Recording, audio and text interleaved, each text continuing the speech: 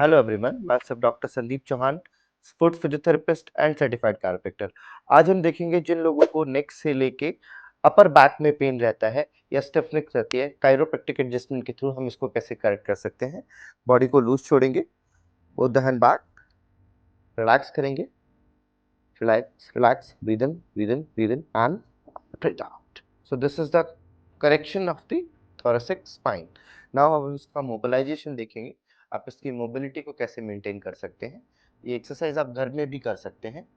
सो जिस जिस सेगमेंट पे हमें मोबिलाइज करना है वहां से हम उसको ब्लॉक करेंगे and up down. This is very good mobilisation.